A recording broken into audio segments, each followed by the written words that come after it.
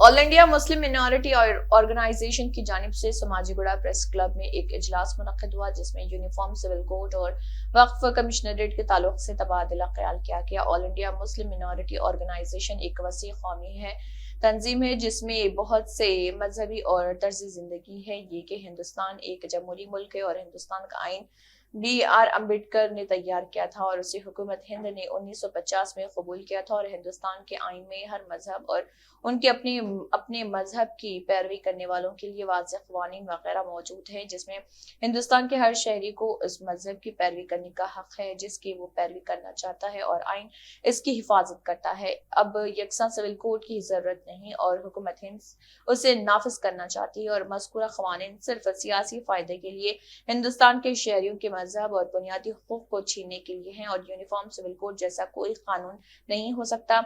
हिंदुस्तान के शहरी के ज़ाती क़वानीन में मुदाखलत करने पर मजबूर किया जा रहा और के मुसलमान सिर्फ मुसलमानों को ब्लैकमेल करने और उनके ज़ाती हुकूक सल्ब करने के लिए हैं। उनके मजहब के मुताबिक यकसा सिविल कोड नाफिज किया जा रहा। बुजुर्गों, दोस्तों और साथियों, आज सारे हिंदुस्तान में यूनिफॉर्म सिविल कोड के बारे में हलचल मची हुई है। कर्नाटक के इलेक्शन में शिकस्त फाश होने के बाद अब चूँकि 5 रियासतों में इलेक्शन होने वाले हैं और 2024 में फिर पार्लियामेंट इलेक्शन है, तो इनका ये फरेब लोगों को फरेब से आश्कार करना और उसे फितना बर्पा करना और उसका फ़ायदा उठाना, इसलिए कि ये गवर्नमेंट के पास कोई लोगों की फलाह बहबूदी के काम का कोई उनके पास ये नहीं है रिकॉर्ड। तो वो सिर्फ यही चाहते हैं कि हिंदू मुस्लिम डिवाइड करना, उसमें जो है ना उसका फ़ायदा नाजायज़ फ़ायदा उठाना वो कोशिश कर रहे हैं। और सबसे ज़्यादा अहम बात यह है कि 5 साल पहले 21वीं लॉ कमीशन बैठी थी, उसमें चीफ जस्टिस चौहान साहब और एक त्रिपाठी जस्टिस थे, 3 प्रोफेसर थे, उसमें भी हज़ारों लोगों के जो ना सिविल सोसाइटी से नुमाइंदगी। तो वो तमाम पूरा होने के बाद उन्होंने एक फ़ैसला, एक लाइन का जो फ़ैसला है बहुत ही अहमियत का हामिल है। उन्होंने कहा ये गैर ज़रूरी है, इसके लिए कोई अब इसके बारे में सोचना बिल्कुल गलत है। अननेसेसरी एंड अनडिज़ायरेबल बोल के इंग्लिश में है, तो इसकी ज़रूरत नहीं है और बिल्कुल बेकार है बोल के। तो ये 5 साल में फिर क्या वो तब्दीली रूनुमा हुई जिसकी वजह से 22nd लॉ कमीशन में इस बारे में दिया गया है। ये सिर्फ खाली फरेब, धोखा और लोगों को ये लूट खसोट की बातें करना और अपना उल्लू सीधा करना, ये इनका शेवा बन चुका है। हमारे पब्लिक में भी शऊर माशाल्लाह अच्छा आ चुका है, उनको समझ में आ रहा कि ये शख्स क्या कर रहा है। अभी जो महाराष्ट्र में कितनी शर्मनाक बात है कि एक पार्टी वालों को सबको बहकावे में ला के डिप्टी चीफ मिनिस्ट्री और मिनिस्टर का पोर्टफोलियो देना। एक रिगेनिस्ट पार्टी है तो तुम इसका मतलब ये है कि हर पार्टी का शिराजा बिखर के हुकूमत चलाना चाह रहे हैं मनोहन तरीके से, तो वो होने वाला नहीं है। खैर, अपने आप को विश्वगुरु बोल लेंगे आप या नहीं, तो मेरे उतना पूरी सारी बैनुल अक़वामी शोहरत किसी को नहीं मिली।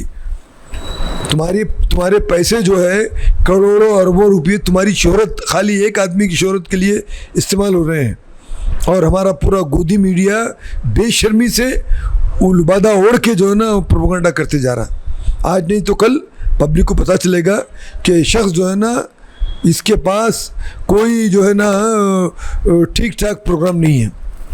ये जो ना पब्लिक को डुबोना, हिंदुस्तान को डुबोना और अपना उल्लू सीधा करने के लिए है। तो ये RSS की आइडियालॉजी और BJP की आइडियालॉजी जो ना हिंदुस्तान को आगे ले जाने वाली नहीं है। खुसूसन जो गरीब तबका है, मेहनतकश तबका है, उसके ये लोग खिलाफ रहते हैं। सिर्फ बड़े बड़े अरबपति खरबपतियों के साथ रहते हैं। तो चाय वाला ही नहीं हमारा प्राइम मिनिस्टर, चाहिए तो ये था कि वो गरीब तबके के बारे में सोचना, पर कभी नहीं सोचा हो। वो सिर्फ खाली अडानी अंबानी की खुशनुदी पे लगा हुआ है। तो आज नहीं तो कल पब्लिक को पता चलेगा, उसकी नैया डूबेगी। और ये हरबा जो इस्तेमाल हो रहा है वो हरबा मैं नहीं समझता कि लोग झांसी में आएंगे, मगर मैं लोगों को एक छोटी सी मेरी तरफ से एक मुखलिसाना मशवरा है कि वो चाहता यह है कि मियाँ भाई जो है अक़लियती तबका ये चक्कर में आके सड़कों पे आना आए तो उसका शिकार कामयाब होता। तो हम जो है ना उसके शिकंजे में आने का नहीं है, उसकी चाल यही है कि हमको टेंशन में लाना, टेंशन पे लाके फिर अपने तबके को बोलना देखो ये लोग खामखा के यार मैं क्या बोल रहा था, वन नेशन वन ला बोल के बोल रहा था, इनको इतनी क्या ज़रूरत है कई के लिए। तो इस ज़रिए से मिडिल क्लास खुसूसन जो मिडिल क्लास जो है आजकल का एजुकेशन खुद इतना नाकारा है, उनको हिंदुस्तान की तारीख़ मालूम नहीं, कुछ मालूम नहीं है। आजकल के लोगों को मैं देखता हूँ कुछ नहीं है उनको। तो उस लिहाज से और जितने भी माशाल्लाह जो भी ये कंप्यूटर सॉफ्ट और हार्ड इसमें है, उनको खाली उससे हार्डवेयर, उनको इससे कोई फुर्सत ही नहीं है, उनको वो सोचने की सलाहियत भी नहीं है कि हिंदुस्तान किधर जा रहा है, कैसा हिंदुस्तान को मुत्तहिद रखें, कैसा हिंदुस्तान को आगे बढ़ाएं। बस अपनी रोटी चिली तो बसे बोल रहे लोग, बहुत ही जो गरजमंदाना तरीक़ा चल रहा है, लोग इस्तेहसाल हो रहे हैं। तो खैर मुझे पूरी उम्मीद है कि हिंदुस्तान की मेजॉरिटी जो है ना ये चक्कर में नहीं आएंगे, और मैं अपने कौम के लोगों से भी मुखलिसाना उनको मशवरा दूंगा कि आप ऐसे बाहर नहीं होना, अपने हुदूद में रह के अपन बिल्कुल ठंडे दिल से करना। अगर हम ज़रा भी जो जज्बा बताएंगे तो हम उनका शिकार हो, तो उनके चक्कर में आके हम जो है ना उनको बढ़ावा दे रहे हैं। बस मैं लोगों से यही अपील करूँगा कि इस मामले को बहुत ही ठंडे दिल से गौर करते हुए, अब 9 तारीख़ तक 13 तारीख़ तक 7 दिन हमको अभी है बाकी, चूँकि दूसरी तरफ झूठ यूनिवर्सिटी के बहुत से कारिंदे हैं, लाखों एप्लीकेशन भेजते हैं, तो हम अपने तरफ से अगर सही मशवरा देंगे तो उसको काउंटर करने के लिए ठीक रहेगा। तो जो भी इस मामले में तशवीश रखता है मैं उन लोगों से यही अपील करूँगा कि आप अपने दोस्तों और ख़ुद आप जो है ना 13 जुलाई से पहले ला कमीशन को जो ना अपना मशवरा भेज दें कि हिंदुस्तान के लिए सूटेबल नहीं है। 21वीं ला कमीशन ने जो कहा कि ये गैर ज़रूरी है, तो आप भी जो है ना ये चूँकि हमको अपनी इसके ऊपर करने का पूरा इख्तियार है अपने मजहबी खतूत के ऊपर, तो कोई इसके ऊपर इंटरफियर नहीं करना है। तो ये बोलते हुए आप जो है ना वो मशवरा जो ना ला कमीशन को सबमिट कीजिए, वो अच्छा रहेगा। शुक्रिया। अस्सलाम वालेकुम, आदाब। मैं आज यहाँ पे समाजीगुड़ा प्रेस क्लब पे आई थी जहाँ पे यूनिफॉर्म सिविल कोड को डिस्कस किया जा रहा था, जबकि मैं समझती हूँ यूनिफॉर्म सिविल कोड जो है एक थॉटलेस एक्सरसाइज है। इसको डिस्कस करना, इसको इम्पोर्टेंस देने के बराबर है। ये एक वेस्ट एक्सरसाइज है और नरेंद्र मोदी बीजेपी सरकार यही चाह रही है कि हम इसको डिस्कस किए, जगह जगह इसके ऊपर डिबेट्स रखें, क्योंकि बीजेपी सरकार जो है थक चुकी है हिंदू मुस्लिम करके, ट्रिपल तलाक करके, हिजाब पे करके, गाँव माता पे करके। अब उनको कुछ ना कुछ मुद्दा मिलना चाहिए पूरे हिंदुस्तान की आवाम को जो है माइंड डाइवर्ट करने के लिए। ये कुछ भी नहीं है, ये एक पॉलिटिकल गिमिक्स है जहाँ पे इसको डिस्कस करके जो है पॉलिटिकल पोलराइजेशन किया जाएगा और वोट्स बटोरे जाएंगे। यूनिफॉर्म सिविल कोड क्या है? किसी चीज़ को यकजहता करना, यूनिफॉर्म पहनाना। इंडियन कॉन्स्टिट्यूशन के मुताबिक आर्टिकल 13 में ये है कि अगर कोई भी कस्टम है तो वो एक कानून है, तो क्या आप कानून को यूनिफॉर्म पहनाएंगे? ये बिल्कुल ही नामुमकिन है। HUF का क्या, जहाँ पे हिंदूज़ पे अप्लाई होता है, उनकी प्रॉपर्टीज़ का क्या जो वो खुद से कमाते हैं, या उनकी एंसेस्ट्रल प्रॉपर्टीज़ का, या उनके कारोबार का क्या, या उनका खेती बाड़ी का क्या, आप इसको कैसा डिफ़ाइन करेंगे यूनिफॉर्म सिविल कोड में? गोवा की ही आप मिसाल ले लीजिए। हिंदुस्तान जो है एक रिच कल्चर है। हिंदुस्तान में अन्य रिलीजियस के लोग रहते हैं, अन्य भाषा बोलने वाले लोग रहते हैं। आप उनको एक जगह कैसा कर सकते हैं? गोवा में एक कानून है जहाँ पे एक आदमी अगर 30 साल का है, शादीशुदा है और उसके पास औलाद नहीं है, वो दूसरी शादी कर सकता है। क्या आप ये कानून रोक सकते हैं? हिमाचल का क्या? हिमाचल में जहाँ पे ट्राइबल महिलाओं को महरूम किया जाता है शौहर की या वालिद की एंसेस्ट्रल प्रॉपर्टी से, जिसको वाजिबुल उर्ज कहा जाता है। गुजरात में क्या? जहाँ पे मैत्री सिस्टम है, जहाँ पे एक आदमी शादीशुदा है फिर भी वो कई अन्य महिलाओं के साथ रिश्ता जोड़ सकता है। अगर आप देखेंगे हिंदुस्तान में कई मज़हब ऐसे हैं जहाँ पे उनको एंसेस्ट्रल प्रॉपर्टीज़ में से हिस्सा मिलता है, लेकिन HUF में वो नहीं है। तो इन सब को आप अगर एक नज़रिए से देखेंगे तो पॉसिबल ही नहीं है कि हिंदुस्तान में यूनिफॉर्म सिविल कोड लाया जाए। और जो भी अब इसके ऊपर बात कर रहे हैं, डिस्कशंस कर रहे हैं, डिबेट कर रहे हैं, ये सिर्फ मोदी की चाल है। मोदी जो है लोगों का माइंड डाइवर्ट कर रहा है। क्या ये मसला इतना सीरियस है? अगर है तो 9 साल से इसके ऊपर बात क्यों नहीं की गई? 9 साल से कौम के जो लीडर्स हैं, मजहबी लीडर्स नहीं, कौम के जो लीडर्स हैं उनसे क्यों नहीं बात की गई? ऑल एट अ सडन आप इसको कैसा ला सकते हैं? मुस्लिम्स में खुला और तलाक है, हर 2 फर्द को अपनी ज़िंदगी जीने का हक है।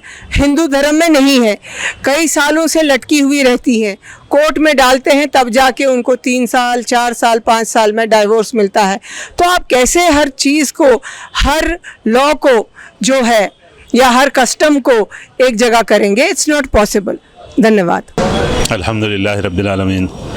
आज अल्लाह के फजल करम से मुसलमानों के और गैर मुस्लिम तमाम लोगों के इत्तेहाद के लिए बीजेपी और फिस्ताई ताकतों के ख़िलाफ़ जिस तरह से बीजेपी यूनिफॉर्म सिविल कोड का हवा खड़ा कर रही है और फिर पोलराइजेशन करने के लिए, ताकि उनके जो नाकामियां हैं उस पर पर्दा डालने के लिए और 24 का इलेक्शन किस तरह से जीतना चाहिए, इस मुद्दे को लेकर आगे बढ़ रही है। चूँकि अब बीजेपी के पास कोई मुद्दा नहीं रहा, इसीलिए बीजेपी ये यूनिफॉर्म सिविल कोड का नाम लेकर इलेक्शन लड़ना चाह रही है।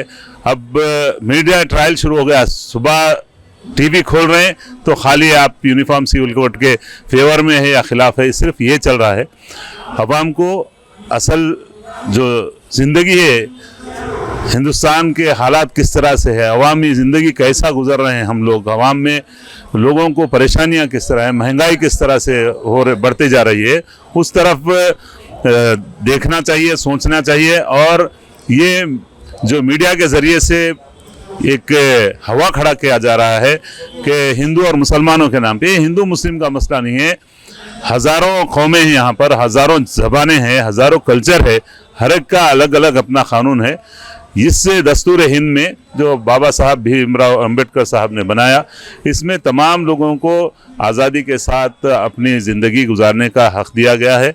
और ये कॉन्स्टिट्यूशन में तमाम लोग अल्हम्दुलिल्लाह सुकून से ज़िंदगी गुजार रहे हैं।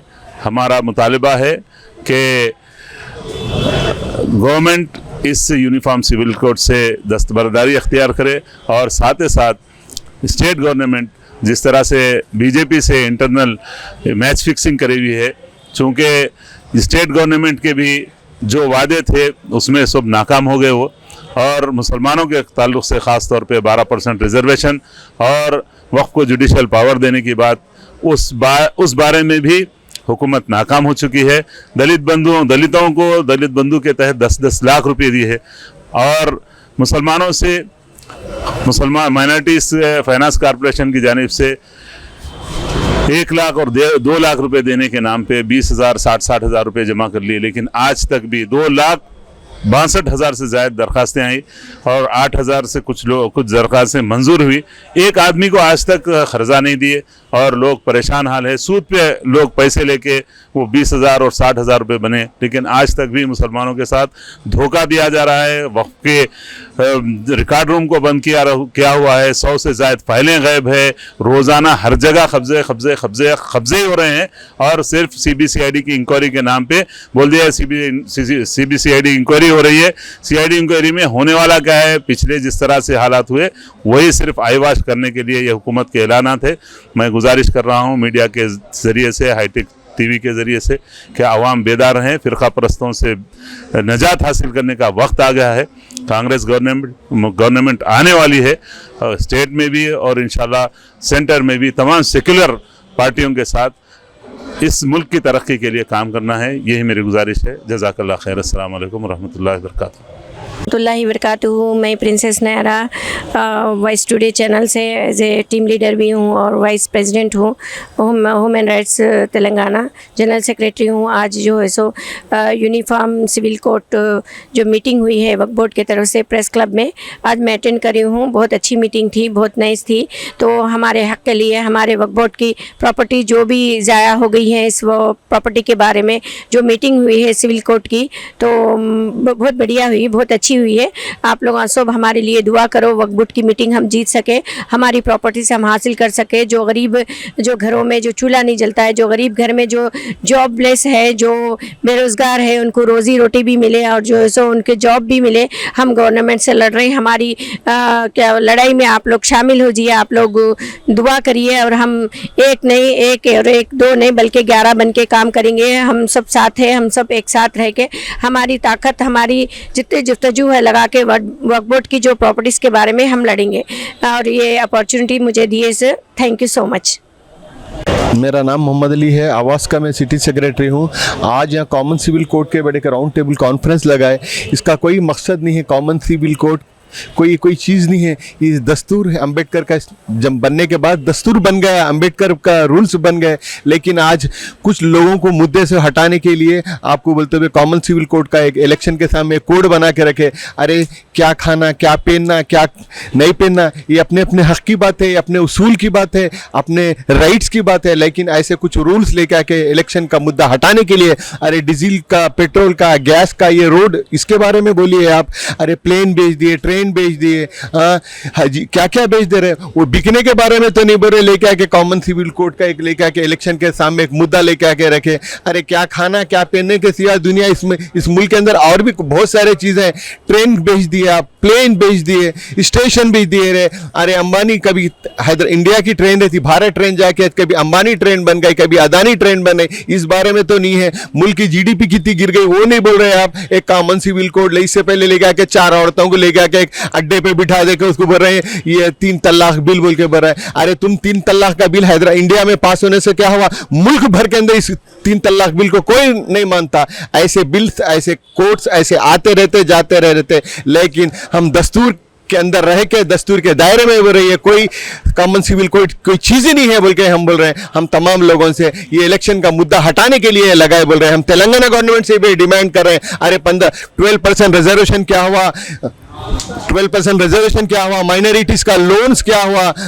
जुडिशियल पावर क्या हुआ? वो सब छोड़ के इन्हों भी कॉमन सिविल कोड्स के बारे में इन्हों भी बोल रहे हैं। ये हम बहुत अफसोस की बात है। इस गंगा जहनी तहजीब को तोड़ने के लिए ये सब बातें हो रहे हैं। हम इस मुल्क की एकता और अखंडता को मिलकर रहने की हमारी सब ज़रूरत है। जय हिंद, खुदा हाफिज़। अस्सलाम वालेकुम। मैं प्रोफेसर अनवर ख़ान आज प्रेस क्लब सोमाजीगुड़े पर press conference all India Muslim minority organisation की जानिब से बुलाई गई थी, जिसका मौजू था कि मुल्क में यानी देश में यूनिफॉर्म सिविल कोड का निफाज और वक्फ बोर्ड को एग्जीक्यूटिव पावर्स देना, कमिश्नरेट बनाना, इसी तरीक़े से औक़ाफ़ की जायदादों का तहफ़्फ़ुज़ वग़ैरह, ये सब्जेक्ट्स आज ज़ेर गुफ्तगू रहे। माशाअल्लाह काफ़ी लोग इसमें शरीक रहे, अपने ख़यालात का इज़हार किया। लेकिन मैं इलेक्ट्रॉनिक इस अहम मीडिया के थ्रू सारे आवाम को मुतवज्जो करना चाहूँगा पहले इशू पर, जो यूनिफॉर्म सिविल कोड यूसीसी जिसको हम कह रहे हैं। ये कोई नया मौजू नहीं है भारत के सामने। जिस दिन से भारत का कॉन्स्टिट्यूशन हमने डिक्लेयर किया है कि अब इसको आज से लागू करेंगे, वो था 1950। तब से ये दस्तूर में शामिल है, आज तक भी ऐसा ही है। और इसका बदकिस्मती से सारी सरकारों ने, इब्तिदा से जो सरकार आई कांग्रेस थी, उसके बाद बीजेपी, उसी तरीके से रियासतों में मुख्तलिफ सरकारें इसका ज़्यादातर सियासी एतबार से इस्तेमाल करने की कोशिश की गई। यानी जब भी इंतखाबात का मौका होता है, इलेक्शन, उसके सामने इस मौजू को उछालते हैं। और ये मुखलिस नहीं है इसके निफाज में। मुखलिस होते तो कभी के कर देते थे, सबको मेजॉरिटी थी पार्लियामेंट में, क्योंकि दस्तूर में सीधे सीधे ये बात कही गई है कि ममलिकत की नुमाइंदा हुकूमत है। हुकूमत की आइंदा के फ्यूचर की हुकूमतों का ये जिम्मेदारी है कि directive principles of state policy जिसको कहा गया है, यानी रियासत के रहनुमायाना उसूल, उर्दू में अगर तर्जुमा करते हैं, इन उसूलों को आने वाली हुकूमतों की जिम्मेदारी है कि प्रायोरिटी बेसिस पर इनको नाफिज करें। लेकिन अफसोस, मिसाल के तौर पर मैं लूँ आपको हुकूमत मुकामी को मुस्तहकम करना, जिसमें पंचायत राज भी आ जाता है और अर्बन एरिया के म्यूनसिपैलिटीज़, म्यूनसिपल कॉरपोरेशन तक आते हैं। इनको कितना इस्तेहकाम बख्शा गया है आप देख लीजिए 75 साल में। बहुत सारे मौक़ों पर, बहुत सारी रियासतों में यहाँ के नुमाइंदे जो हमारे थे, हमने जिनको वार्ड मेंबर की हैसियत से, काउंसिलर की हैसियत से, कारपोरेटर की हैसियत से इंतखाब किया है, ये लोग अपने कपड़े उतार कर एहतजाज करने पर मजबूर हुए कि इख्तियारात नहीं हैं। कारपोरेशन तो बना दिया गया, ग्राम पंचायत तो बना दी गई, जैसे हमारे स्टेट में खुसूसन टीआरएस या तेलंगाना बनने के बाद से बेशुमार जो है छोटी छोटी आबादियाँ, खुसूसन एसटीज़ की जो आबादियाँ थी, लंबाड़ों की, लंबाड़ा कम्युनिटी जो होती है, उनको सेपरेट ग्राम पंचायत का ओहदा दे दिया गया। लेकिन अफसोस, वो सारे इख्तियारात जो मिलना चाहिए थे, वो इख्तियारात नहीं होने का नतीजा ये है कि बहुत सारे आज तक भी इंटीरियर जंगलों में जो आबादियां हैं हमारे भाइयों की, लंबाड़ कम्युनिटी की, उनको सही सड़क नहीं है। सड़क भी है तो कच्ची है। कच्ची सड़क में बेशुमार जो है आपको पुल बनाने पड़ते हैं छोटे मोटे नालों पर, वो पुल नहीं बने हुए हैं। बेशुमार ऐसे हैं, ऐसे आज भी कह रहा हूँ, जबकि आज़ादी का अमृत हम जो है मना रहे हैं, 75 साल आज़ादी के। तो इसी तरीके से नशाबंदी एक है, वो भी directive principles of state policy में कहा गया है, जैसा यूसीसी के लिए कहा गया है। नशाबंदी सिवाय एक आध रियासत को छोड़कर सारे भारत में कहीं भी नहीं है, वो भी टूटे फूटे अंदाज में नाफिज की गई है। नतीजा ये है कि हर दिन, हर साल नहीं, हर महीना नहीं, हर दिन करोड़ों भारतवासी ये शराब और नशा की चीज़ों की वजह से नुकसान में पड़ रहे हैं, एज ए पूरी सोसाइटी। लेकिन अफसोस, ना सरकार को यानी मरकज़ी हुकूमत को इसका होश है, ना रियासती हुकूमतों को होश है, ना समाज को भी इस तरफ होश नहीं है। मैं माफ़ी चाहूँगा, मैं समाज जो है बहुत ही सतर्क होना चाहिए, चौकन्ना होना चाहिए, तो हुकूमतें भी जो है चौकन्ना रहेंगी। समाज बहुत हद तक जो है गुलामाना जहनीत में ज़िंदगी बिताने की जानिब समाज क्यों तैयार किया गया है। अफसोस है कि हमारे हुक्मरान जो आज तक जो गुजरे हैं, लिहाजा अब एक मौका ये आया है जब फिर से 2024 के इंतखाबात को सामने रखते हुए यूसीसी का जो शोशा छोड़ा गया है और इसमें आवाम से जो राय मांगी गई है, आवाम से और मजहबी इदारों से, मजहबी ज़िम्मेदारों से सबसे राय मांगी गई है, हम मुबारकबाद देते हैं लॉ कमीशन ऑफ इंडिया को। अब साथ ही साथ ये भी सवाल दागते हैं, कुछ करते हैं कि यही लॉ कमीशन ऑफ इंडिया गुज़िश्ता अपनी रिपोर्ट में ये कहा था कि भारत में इसकी कोई ज़रूरत नहीं है, ना इसको जो है लागू करना चाहिए, कहा था। फिर उसी लॉ कमीशन की ज़बान से ये अहकाम जारी कर दिए गए हम इसको खुशामदीद कहते हैं। चलो आप आवाम के पास, आवाम की अदालत में आए हैं, तो आवाम की जानिब से आपके लिए कुछ सवालात हैं। हम गुजारिश करेंगे कि directive principles of state policy article 36 से लेकर 50 तक जितने भी उमूर हैं, मामलात हैं, उन सब पर भी जो है सरकारें तवज्जो दें, उन सबको भी लागू करने की कोशिश करें। देश का कल्याण हो जाएगा। 140 करोड़ की जो आबादी है तवंगर हो जाएगी। आपको एक नया पैसा खर्च करने की ज़रूरत नहीं है। इतनी अहम है ये, अगर इन पर तवज्जो दें। दूसरी बात ये है कि आप तो हमसे सवाल कर रहे हैं, इस पर हमारी राय तलब कर रहे हैं, हम ज़रूर अपनी राय देंगे। पहली राय ये है कि आपने जो फैसला किया था ना गुज़िश्ता लॉ कमीशन में, वही राय हमारी भी है। भारत में इसकी कभी ज़रूरत नहीं है।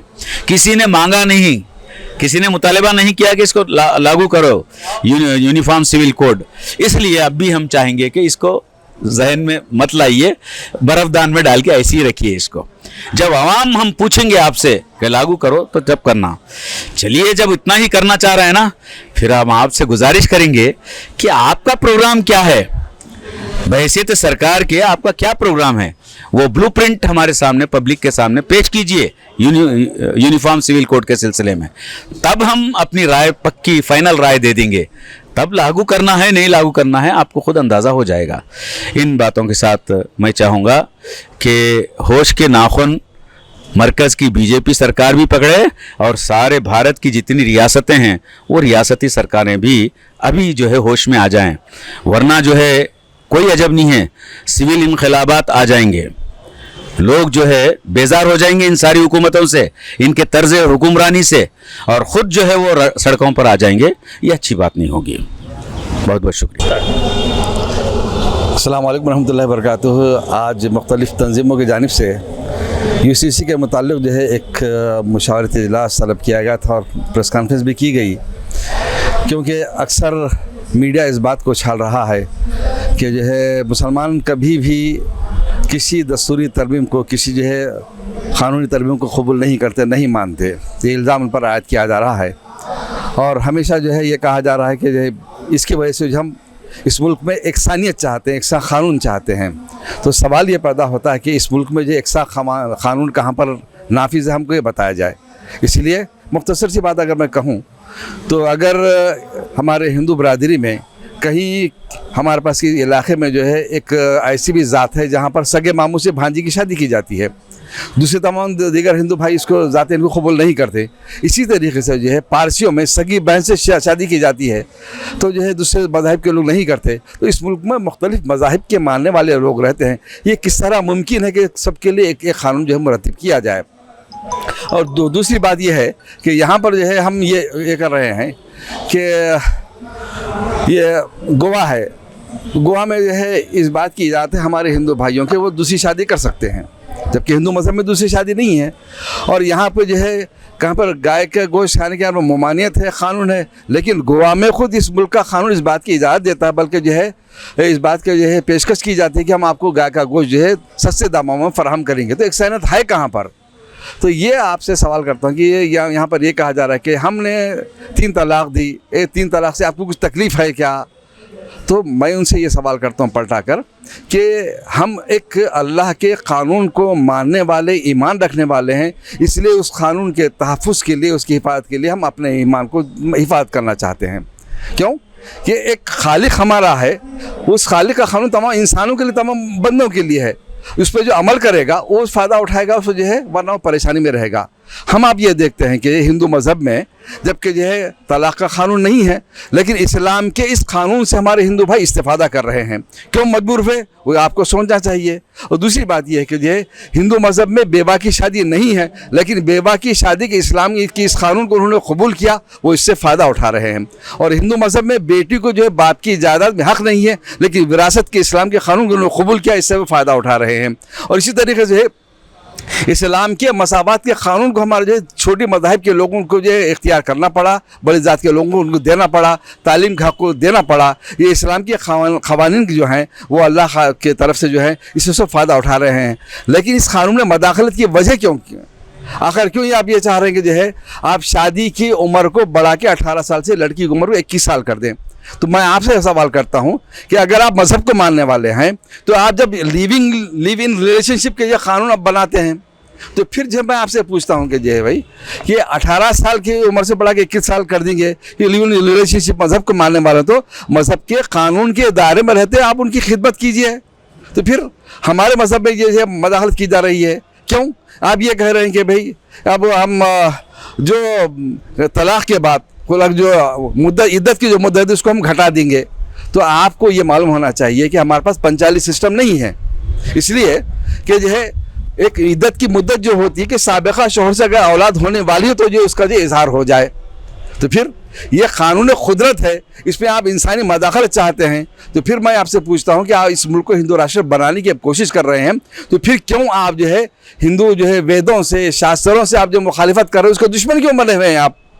आपके धर्म के जो है पैरोकारों की ये जो जिम्मेदारी है, ये ड्यूटी है, ये फ़र्ज़ है कि उनके अपने जो है वो जो भी उनके जो है उनके शास्त्र हैं, वेद हैं, उसके मुताबिक जो है उस पर अमल पैरा होने के लिए अपने धर्म के लोगों को आमादा करें, उस पर चलने की आप तलखीन करें। तमाम जो है हिंदू धर्मगुरु खामोश हैं। हम ये कहते हैं हम एक साथ सिविल कोड लाएंगे, कहाँ से है, किधर लेकर आएंगे, आप बताइए। ये मुमकिन नहीं है। ये सब इस बात को ज़ाहिर करता है कि ये इलेक्शन से पहले के जो है एक इंतखाबी हथकंडा है जो मुमकिन नहीं है, लिहाजा हर जगह ये नाकाम हो चुके हैं। तो जो है इसको जो है वरगला कर ये चाहते हैं कि मुसलमान सड़कों पर निकल आएँ। जब नहीं निकले, सिखों ने भी मुखालिफत की, दीगर मज़हब के लोगों ने मुखालिफत की, यहाँ तक कि खुद बीजेपी के लोग मुखालिफत कर रहे हैं। ये जो है अपने जो ये पैतरा जो फेंके थे उसमें हार उनको हासिल होने वाली है।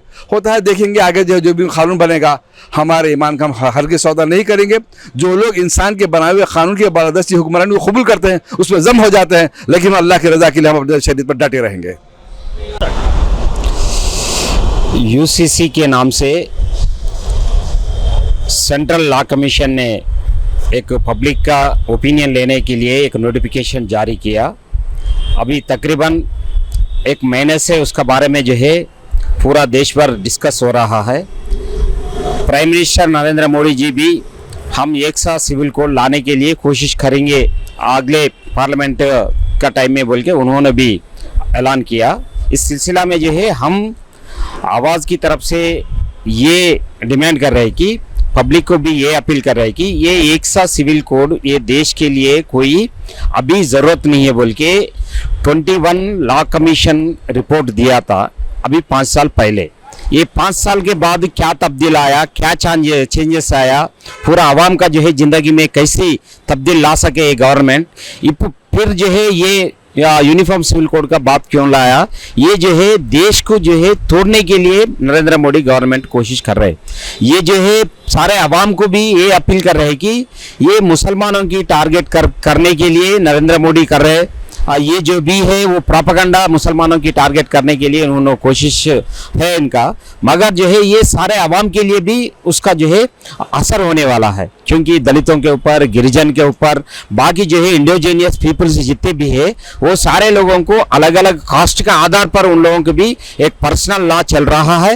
ये सारे पर्सनल लॉ को जो है ख़त्म करके मनुस्मृति को जो है लागू करने के लिए बीजेपी कोशिश कर रहे हैं। इसको जो है हम सख्त मज़म्मत कर रहे हैं और उसके साथ साथ ये हम डिमांड कर रहे हैं कि अगर हुकूमत चाहे तो पूरा जो है उन्होंने वादा किया था इलेक्शन का टाइम में हर साल जो है 2 करोड़ जो है हम लोग नौकरियां दे तुम बोल के वादा किया था, वो वादा क्या हुआ, उसका बारे में क्या करने वाला है। और सबको जो है एजुकेशन भी नहीं मिल रहे, राइट टू एजुकेशन कानून है, फिर भी जो है आज 20-30% लोग जो है स्कूलों के भी नहीं जा रहे। उसको जो है पढ़ाई के लिए जो है क्या आप सहूलत हम ये कर दिया और गुर्बत में डूबे हुए हैं पूरे लोग जो है 70% लोग जो है गुर्बत में है बोल के जो है अभी गवर्नमेंट के सामने आंकड़े हैं, उसका बारे में कोई कुछ चर्चा नहीं है। मगर ये सारे इश्यूज छोड़ के आज जो है एक साथ सिविल कोड लाने से क्या नौकरियां मिलने वाला है या ना गुर्बत मिटने वाला है, ना अनपढ़ जो है खत्म होने वाला है क्या, नहीं तो जो है देश का तरक्की होने वाला है क्या। देश का तरक्की के लिए, देश का जो है आगे बढ़ाने के लिए जो है आपके पास क्या एजेंडा है, उसके बारे में जो है प्राइम मिनिस्टर हो या जो होम मिनिस्टर हो, जो भी बीजेपी का हुकूमत, उसके ऊपर बात करना, ये जो है बेकार चीज़ों के ऊपर जो है पब्लिक को गुमराह करके डाइवर्ट करके जो मजहबी पॉलिटिक्स करने के लिए बीजेपी कोशिश कर रहे हैं, उसको जो है सारे अवाम भी इसको जो है उसको कंडेम करना, उसको जो है मुखालिफत जो है सब सारे अवाम भी उठने की ज़रूरत है बोल के हम ये कर रहे हैं, अपील कर रहे हैं। Thank you.